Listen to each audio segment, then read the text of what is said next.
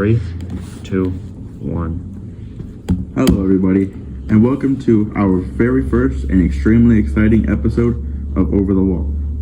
I'm very excited to be recording this episode today with my two other favorite guests. Today we have Hunter Gibbons and Jacob John III from another true crime podcast, People Should Not Be in Jail. Hello, I'm Hunter from People Who Should Not Be in Jail, and I'm very, very, very excited to be here today and talk about some cases with you. The one and only Nicholas Krasinski. That's me. And I'm Jacob Reamer, the co-host for People Who Should Not Be in Jail, but I should be the host because I'm better than Hunter. Okay, Jacob. I'm very excited to be on your first episode of your new podcast here, Queso. Okay. Who's Queso? Yeah, Jacob, who's that? Nicholas Krasinski. Oh, yeah, nice. that's my nickname. No, it's I'm not. very famous. No, it's not. Well, then don't say it then. Let's get back to the podcast. Well, that's really good to hear. I always like to try and make other people feel welcome on this podcast, just so people have a great time and could try most likely to come back. So you called us saying, hey, you want to be part of our podcast, but did not tell us what the podcast is going to be about. Yeah, that's really messed up, buddy. I'm going to leave this episode because I hate you now. See you guys later. Hey, you don't gotta leave. Well, I'll tell you what's about. You don't gotta leave. Who are we discussing about? Like, what happened? Yeah, what did happen, Nicholas? Okay. Our story today is about the false accusation case of James Harden. You guys basketball ever player? No, it's not about the basketball player. Well, there's a basketball player named James Harden. I know that. It's not about him. This is about the 17-year-old James Harden that was falsely accused of raping and murdering a 14-year-old girl named Katrina Matthews. Wow, that is actually really interesting that he has the same name as James Harden. It's really interesting. So what kind of evidence did they use to prove that he was innocent? Or guilty, whatever? Well, he wasn't guilty. This is about innocent people. So That's just like our podcast.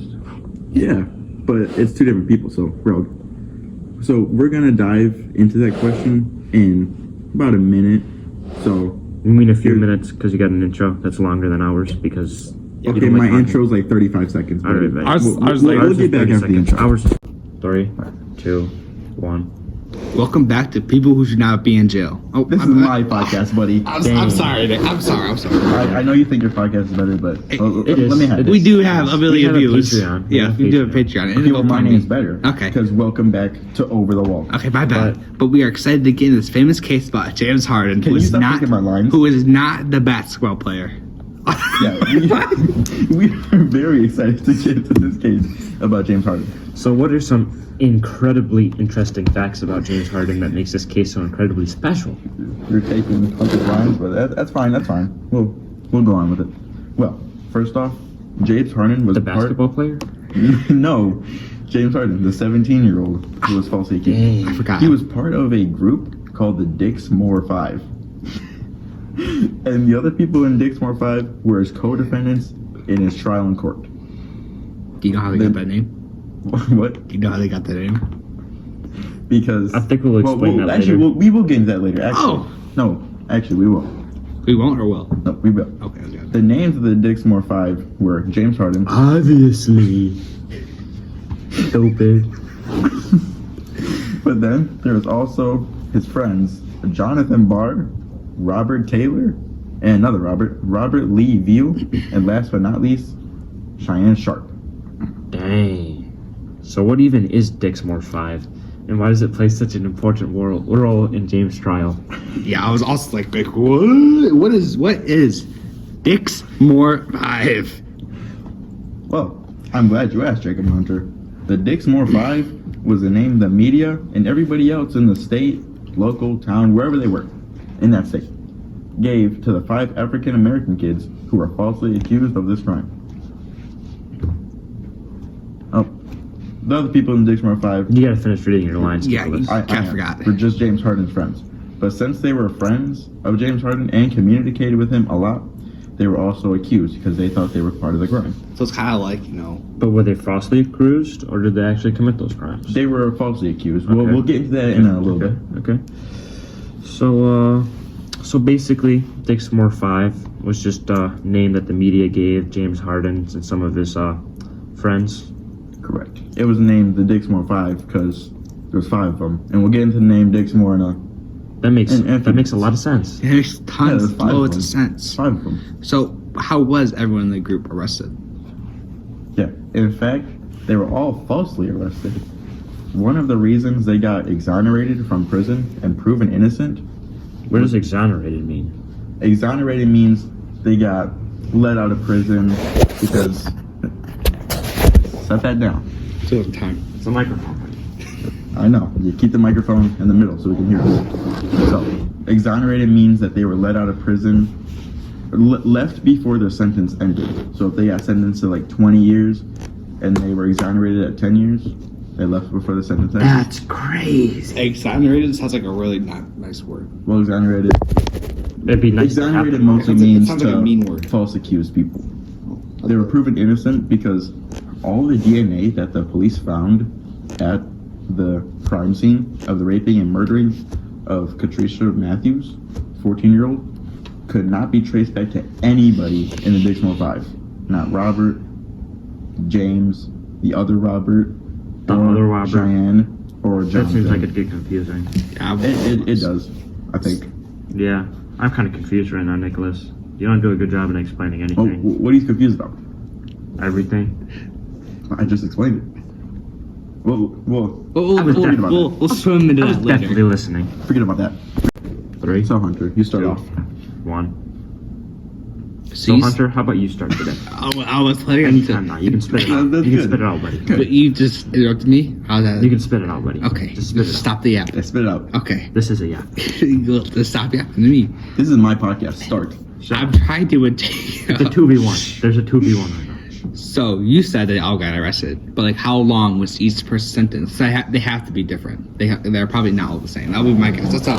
I'm not exactly sure what everybody's sentence was, but we do know that James Harden's original sentence was 120 years, which Wowzers. one thing I don't get, why do judges give people sentences that they obviously can't do? Like, James Harden was already 17. He's not going to live till 137. You never know. Because I think I think like the oldest person was 160 years old, so he could still maybe get out of jail. Yeah, but you've seen that one guy where he got like sentenced like 10,000 years in jail.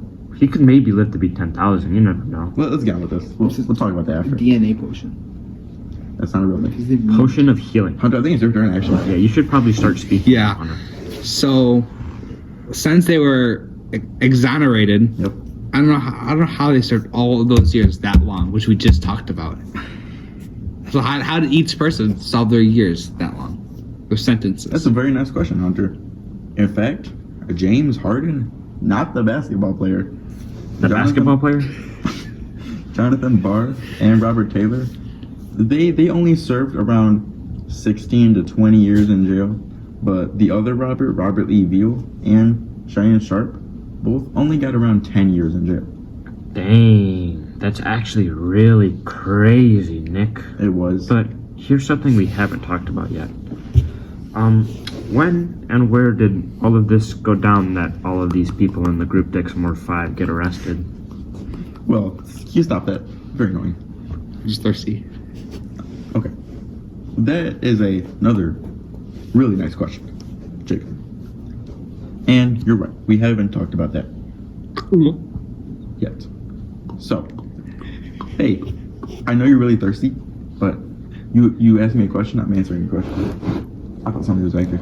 Somebody is back there, stupid. There's not. So this all happened in Illinois back in 1991. It was in the south suburban Cook County city of Dixmoor. Try to say that 5 times fast. Dixmoor, Dixmoor, Dixmoor, Dixmoor. Not that. The The suburban Cook Cook County, County city. City of Dixmoor. Cook County City of Dixmoor. Cook County City of I see you Dixmoor. slow down. Cook City. Okay. Cook County City of Dixmoor. See, I said it 5 times. I didn't mean for actually to do it. You silly goose. It was November 19th, But you asked me, 1991. stupid. 3 days after my birthday. No. The day of the supposed incident that went down. And later, the Dixmoor 5 was all convicted on September 15th, 1995. It was called the Dixmoor 5 because it was in the Cook County city of Dixmoor. Oh, that makes so much sense. That It does does. make a lot of sense. I get that. I get It that. is. So since James Harden and his friends were innocent and didn't commit the crime, and who did rape and murder that 14-year-old girl? Good question. He has a really silly name. But, What's his name then? well, I'm going to get to that. The real murderer was a guy named Willie Randolph. Willie Randolph. That's kind of goofy, Nick. It was very goofy. I'm glad he got jail time. And he was 33 years old. He lived in her neighborhood, so it was easy to get to her. And he was sentenced to around 20 years in jail, same as James Harden, surprisingly. That's actually really crazy. And Wait, I thought James Harden was sentenced to 120 years. that was his sentence, but he got out after 20. Oh. But Willie Randolph, who actually did the crime, got out after 20, the same thing for some reason. And after he got out, he was also put on parole. Why did he get put on parole? That's a good question, Jacob. But unfortunately, since this podcast name is about the case of James Harden and not the case of Willie Randolph, I don't have a question, or I don't have an answer for that. The case of Willie Randolph will be a future episode where you guys can come back. We can come back? Yes. You like us that much?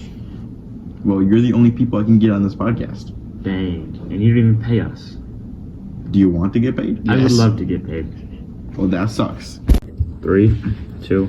1-0. Another fact was that everyone in the Dixmoor 5 was exonerated between 2011 and 2014. And yes, before any questions, they all got compensation. Well, like, how much did they get in compensation? Or, I guess Hunter was supposed to say that, but I said that. Yeah, thank you, Jacob. So how much were they supposed to get? Well, first of Yeah, all, that's do you a guys really know what good question. compensation is? Yeah, that's where they get money and they go That's to where jail. they get money for. No, Like- not. Well, they say, No. hey, you've been in jail wrong. I'm gonna give you It's $10,000. when they did something Yeah. wrong and he's Yes. getting I just something said to it. make up for it. I just Yeah. said it. Okay, so James Harden and all his friends each got around $208,800 in compensation. In total, they got around 30% of the $40 million settlement. That's actually a lot of money. It's like more money than you're paying me right now. Yeah, you're paying. It is because you don't deserve $200,000. You're to get giving my me podcast. negative dollars. I'm paying you to be here. You're paying me 50 cents a minute to be here. Yeah, that's like crazy, man. That's like in this. You're paying me to be here in my podcast. That's buddy. actually a pretty Hey, good wage. hey, That's like hey, $30 hey, an hour. hey, Stupid. hey. Also, I never got to ask you guys, how are you doing today since you are my guest today? I'm doing pretty good, you know. I'm only on a this horrible podcast that I hate with all the little bits of my heart. But, You're about you know, to get exonerated from my podcast. How about that? I don't even know what that means, buddy. We just talked about it. I How you don't doing? remember. I'm pretty tired today. You know, I fell asleep like midnight. You know, I was up doing Civics IXL, I hate IXL. They should really ban that. They should. That's not what your line says. but I'm also doing pretty good. So I heard you guys uploaded your first podcast video. How was it?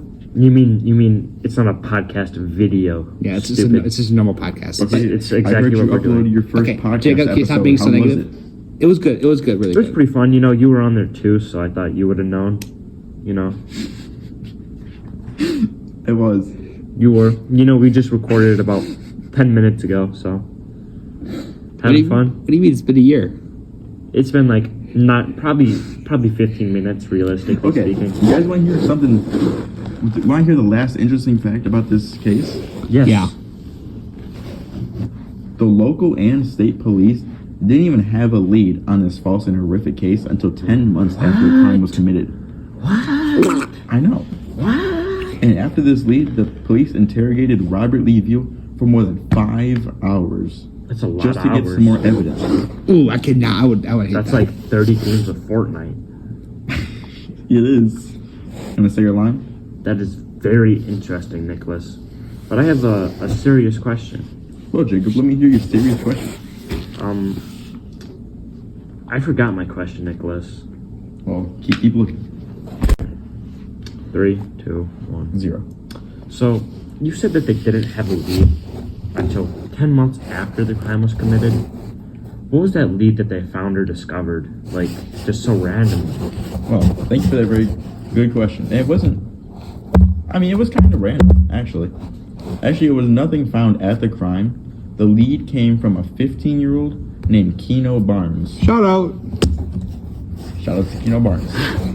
He reported to the police that Jonathan Barr had mentioned that he had seen Katrisa get into a car with Robert Taylor and Robert Lee Veal. Barr, Taylor, and Beal were all 14 around this time.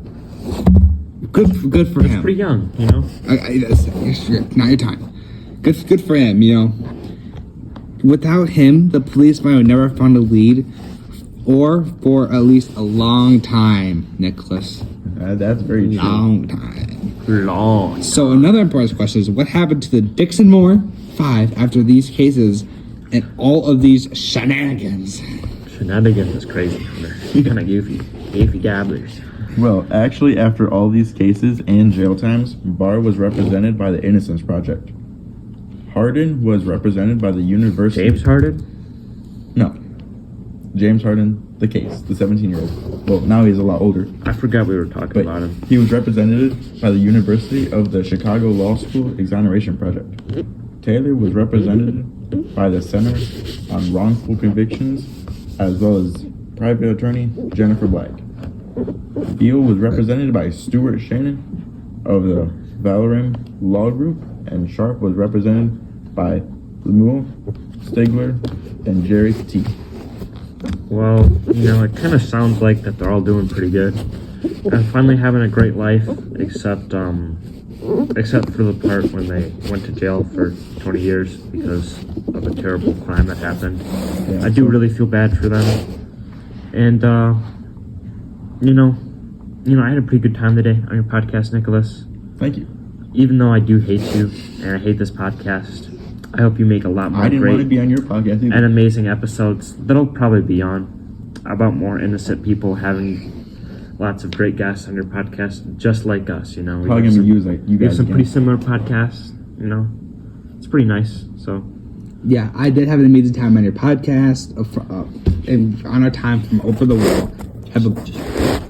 Have a good rest of your day, That sounds and hope good. things come in the future for your podcast and the innocent people who have been wronged committed. And sub to our Patreon and our PayPal.